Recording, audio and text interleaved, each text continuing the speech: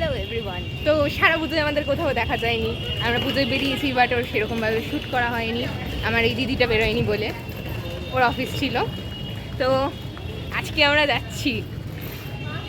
এই যে আমার মা, এই যে আমি।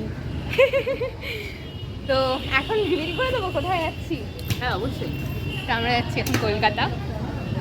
কলকাতার কোথায় যাচ্ছি? সাউথে যাচ্ছি তো। I know. তো চলো কোথায় কি করছি সব দেখা হচ্ছে। আজকাল আমার বোনও ইন্ট্রো দিচ্ছে, এটা ভাবা যায়? এই বাচ্চা মেয়েটা এখন আবার ইন্ট্রো দিচ্ছে।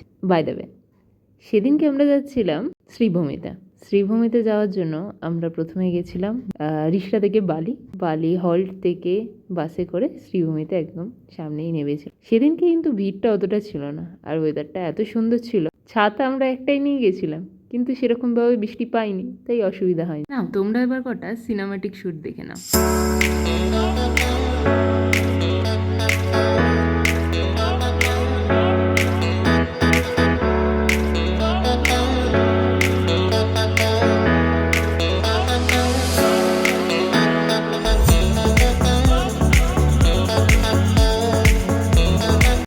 ডেস্টিনেশনে তো পৌঁছে গেছি, কিন্তু আগের বারে যেমন ভিড় ছিল এইবার কিন্তু সেরকম ভিড় হয় না। আচ্ছা, এটাও হতে পারে যে আমরা হয়তো লেট করে গেছি। আমরা গেছিলাম নবমীর দিন, তাই হয়তো ভিড়টা কম ছিল।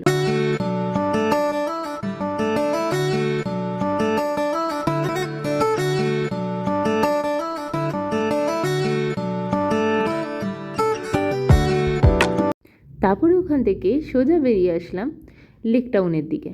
আর লেক টাউনে আদি বিশ্ববিন্দু ক্লাবে খুব সুন্দর একটা কনসেপ্ট করেছিল, পুরো বই নিয়ে।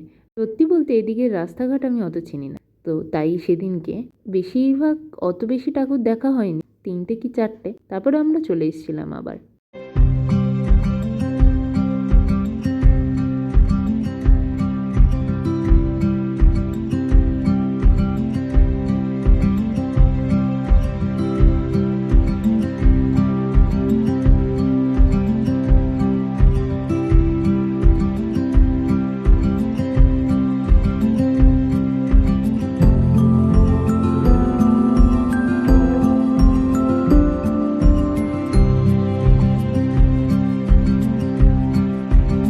ভাগ্যক্রমে নাকি বাসটাও পেয়ে গেছি, ওখান থেকে নাকি বাস পাওয়া যায়, আর আমরা ওখান থেকেই বাস পেয়ে গেছি। আমাদের ভাগ্যটা একটু ভালোই ছিল সেদিনকে। তো তারপরে আমরা চলে আসলাম শ্রীরামপুরে, আর ওখানে এসে আমরা খাওয়া দাওয়া করলাম। খাওয়া দাওয়া করার পর ফটোশ্যুট করলাম ছাদের ওপরে গিয়ে।